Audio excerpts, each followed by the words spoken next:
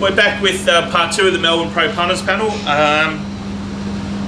Boys... You've got to say who we are again, because people can watch part 1. Racetrack Ralphie, Darren Potter. He's Anthony Jump. He's got Alfred. Alfred's he's down back and things to place at Mornington today, so he'll probably be filling up. Boys, one quick thing. Matty Welsh mentioned it on Twitter. He didn't garner a great deal of support. Giving the Magic Millions listed or group status for some of their races up there. My personal opinion is it can't happen while it's restricted. It's a breeder's argument. What do we care? What do punters care? I couldn't give a fuck. That's my answer. Well, it's funny you mentioned that. I had a private conversation with, you guessed it, fucking Nathan Snow. And I said to him, it wouldn't matter whether it was a fucking maiden or a Group 1, we're still betting on it. Yeah, so, I care about the quality of the performance in the race based on the time and the sectionals and the horses they were competing with. I don't really care. They all fit loosely into some sort of class or grade or whatever. But, you know, like when you're assessing that form from the Gold Coast, they're pretty solid fields. There's some decent horses in them. They're racing Fences big off, prize money. You know, they're it's game on. So it's form that's got some merit. So, you know, it fits in there somewhere. So maybe that's what Matt's referring to, because, you know, there is a level of class in those fields, I suppose. It depends on which way you approach it, really, doesn't it? You rate the performances. You're not particularly looking at what the races are. You're looking at what sort of times they've run and what sort of benchmarks they've run to, rather than what sort of race it was. Yeah, well, in the end, I condense a two-way number. Right? So I give the winner a figure and come back from there in the margin. So I don't really care what, you know, status you put on it. And the status means nothing. In fact, I'll go very quickly, but in fact, one of the greatest opportunities to make money in this caper in punting is people risking all-important stakes form when they're fucking slow races. Yeah. Particularly if they're restricted, you know what I mean? That's the anti-argument against giving those races any status, I suppose, is they're restricted. Yeah. But we do it all year round. I mean, there's 3-year-old fillies races that we give Group 1 status to. That, I mean, it's laughable, really, but whatever. Boys, part of the New Year, New Me strategy, I got up early on Saturday morning to go for my walk before I went to Camperdown. Now, I'll just touch on Camperdown. That was one of the biggest meetings I've ever been to. Look good on TV, it was proper betting. The people who were there on Saturday were there to bet. It was enormous. Did you get some Western District Farmers money out of it? You know who came and had a bet with me? Who? Now, when I mentioned Camperdown, who do you think of? Ivan from Ivanhoe, it could have been. The great Nifty Neville Wilson. Nifty had a bet with you? He had more than one bet with me. He had a bet in just about every race. Well, he's retired now. He's just a dairy farmer. No. Something. It was a brilliant meeting. It was well run. The only thing is they've got a beautiful old grandstand there, but the breeze got up a couple of times. I thought it was going to blow over. So the quicker they get some funding to actually repair that grandstand, there was a heap of people there. They got good fields. It's a natural track. I went for a walk down the straight there. It's a natural track, so I can see why they can't run on it in winter. But as a summer track, I'd love to see them get another meeting or two.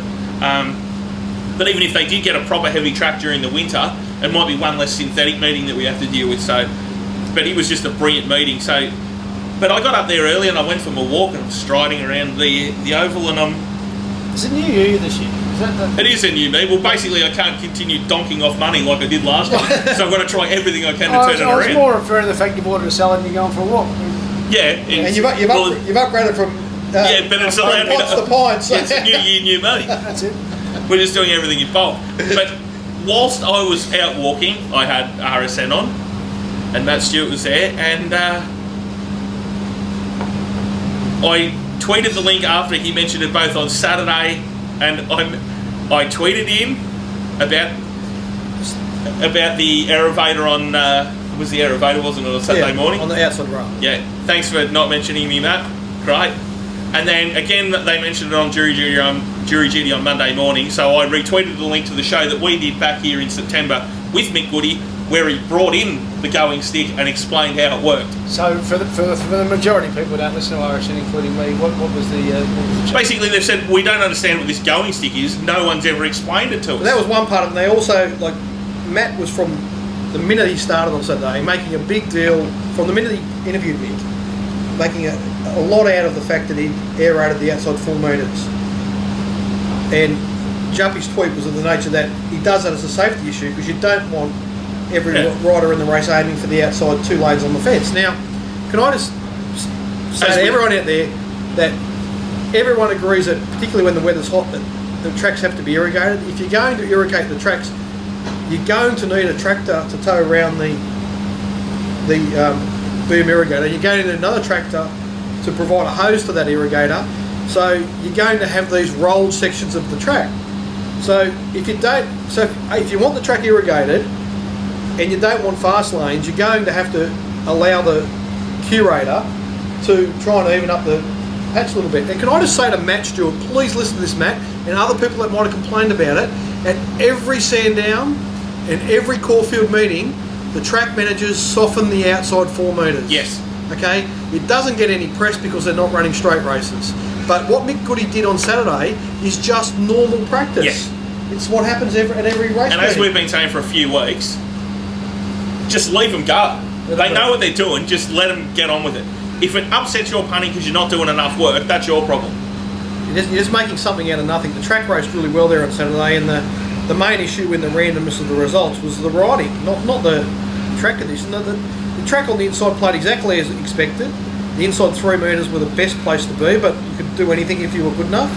And in the straight races, they come down the middle. But what made those races hard to get a handle on was the tempos in some of those races. They were wildly different. So just as an example, in the Capanello race, compared to the Rocket Tommy race, there is 13 lengths difference in an 1100 metre race. That's huge. It's just extraordinary. I tune out when you're talking about Matt Stewart and all the unprofessional people. I thought we just ended weekend at Bernie's. Who want to, if they want to be unprofessional and have a crack at professionals, they can fuck off. Right, so it's an indictment on themselves and their employers if they want to get away with just being so unaccountable and covering racing in the shit way that they have for years that's cost this sport so much for so long. We do it professionally, we do it for ourselves, we do it for our customers, and people get on board or they don't, we don't give a fuck if they don't. But the people who actually get paid by the industry to put out misinformation and to actually then, by extension, have a crack at very hard-working, but not just hard-working, professionals, in other words, very good at their job, people like Mick Goody, like Jason Kerr, like Marty Simon, like Tim Bailey. If they want to have a crack at them, they can fuck off. And there's a reason I don't listen to any of that shit anymore, and I've never been better at what I do because I just don't let it torture my thoughts. And I don't blame you for having a crack at them, but I've just had a gutful of it because they are bringing the industry down with their shithouse coverage of a fascinating sport. Anyway, they're strong comments, Ralph, and I would completely endorse them. I just think it's to ask Mick Goody to come on your show, to have a 30-second or a 1-minute interview with him, and then spend the next hour repeatedly having a shot at him. It's an insult. It's an absolute insult. Especially for something that I'm saying that the air rating of the outside 4 metres is normal practice at every metro track in Victoria, apart from Moonee Valley, because that's the way they have to irrigate. I blew up at Mick Goody, which hurt me because as we talked about in part 1, I've known him for most of my life, since adult life anyway.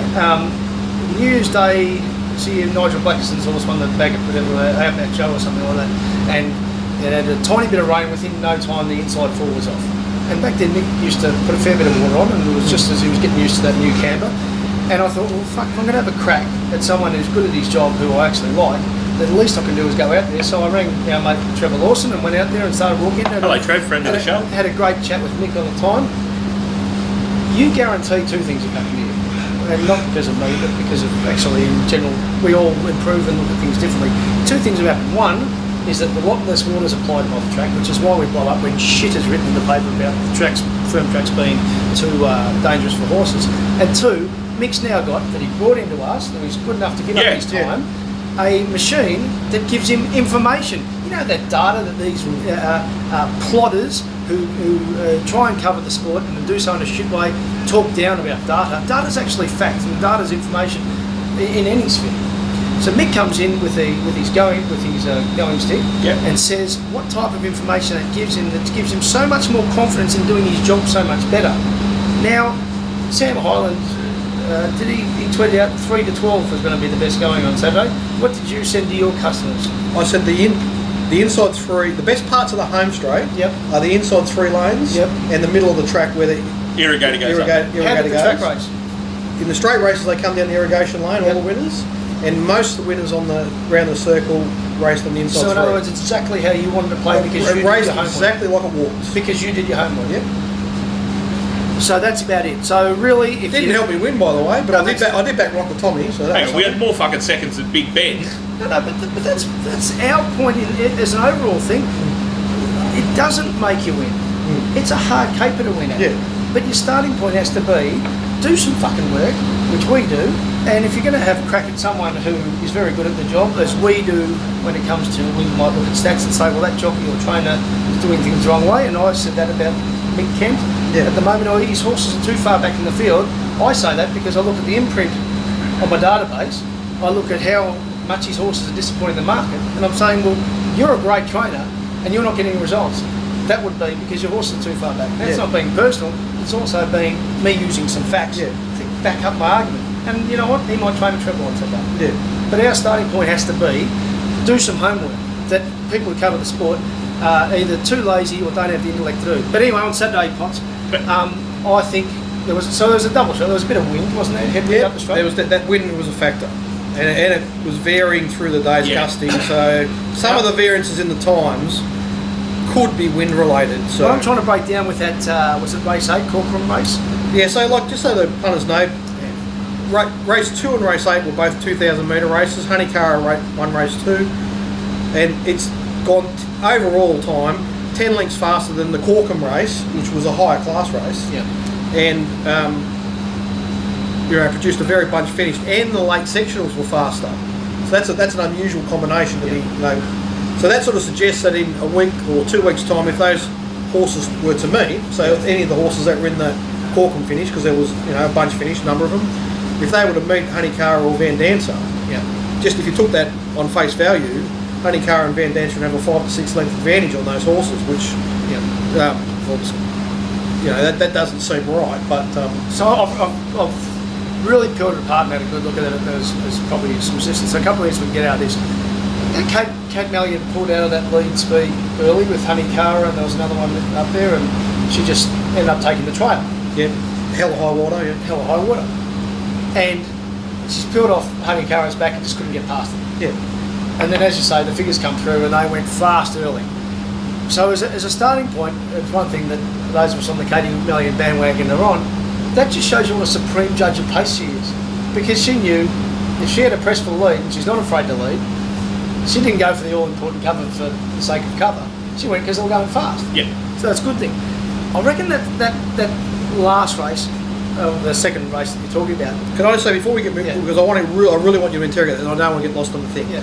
So my subscribers will know I really like Van Dancer, particularly when it was $4 in the early market, right? Yeah. And I was excited because it was coming off a Sandown run where it had run very good sectionals late, late being last 800.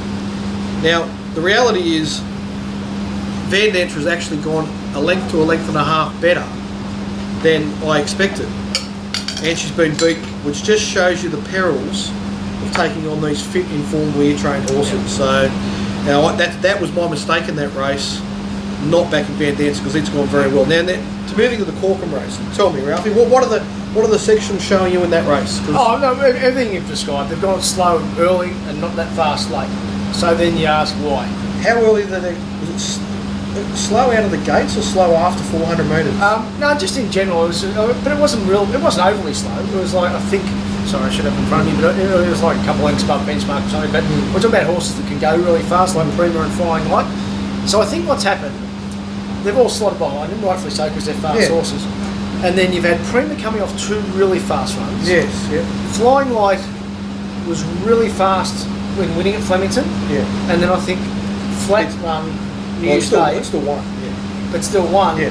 But then it's pulled up with an issue. Yeah. Chance to Dance, second line, it's gone murderously quickly at Caulfield the week before, so it's flat as well. So I think what you've had is a big confluence of leaders going slower than their capacity, and Flying Light's pulled up with an issue. Prima's just had enough, or at least At best, it's at a total flat run because of so much hard racing. Chance of dance on the quick back up, second up, flat. So all these factors happen. Then you've got Master of Arts and Master Zephyr, who I think they're both aimed for Tassie staying races. So they just haven't got that sprint in their legs because we're clearly pumping. So and then you get a blanket finish. So I don't think, and we're first onto it. If there's lack of initiative by jockeys, I think in this case it was just one of these things that happened racing. But all these factors happened to get a slow race that was probably no one's fault. Yeah, I think it's fairness. Yeah, no, it's a race that I'm having trouble coming to grips with, right? Because Flying Wild's been going well, and he jumped really well. Yeah. And Regan looked like he was going to say, right, if you're going to cross me, you're going to earn it. So he held his ground, which was good. I liked that, and then had nothing tent to cross him. Prima missed the start of it too, I think, which messed the whole scenario up because I expected them to go along quite quickly there. Come say hello if you're going to keep on being just take it over. Say welcome to our punters. Yeah, what's your name? Mara. Hi, Mara. Thanks for looking after. Thank you. That's Perfect. That's all right. I'm sure we'll it works better with beer stones. Like Parchment, that. There's a bit of a that's shroud of Turin style wing of pots fighting a winner. So and then what the disappointing part for the race for me, and I suppose Ralphie's alluded to a good explanation for it, was that in addition to backing Flying Wild at the big odds early, I also backed the two rear runners. And usually when rear runners are ridden midfield and they hit the lead at the 200, it's game over. Like, you're not getting past them. And Master of Arts and Master Zephyr both hit the front at the 200. Yeah.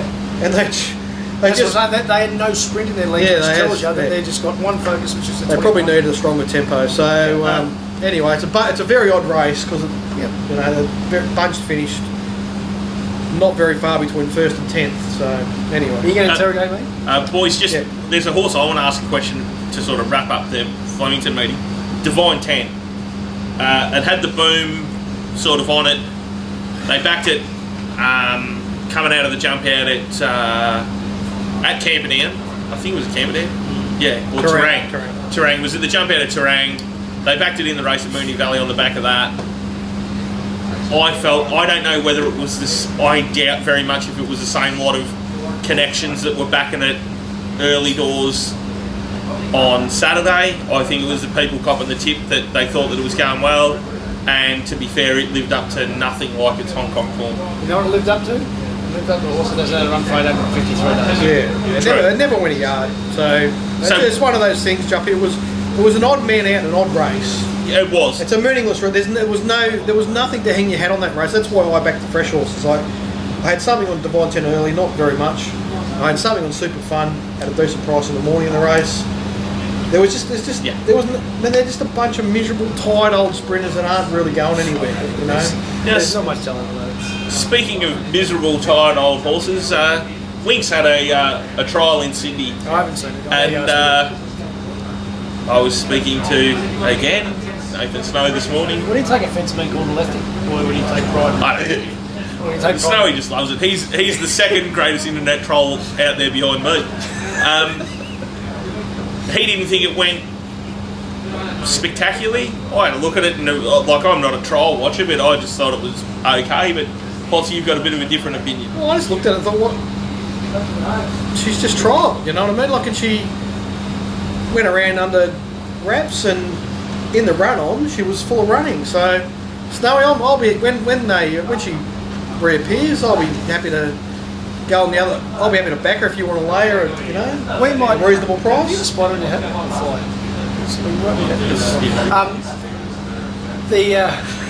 She said a flashback of the suburban footy moment. How are we going? Are you going to interrogate me? I think we're going to have to have a part 3 today. All right. Well, we'll come back with.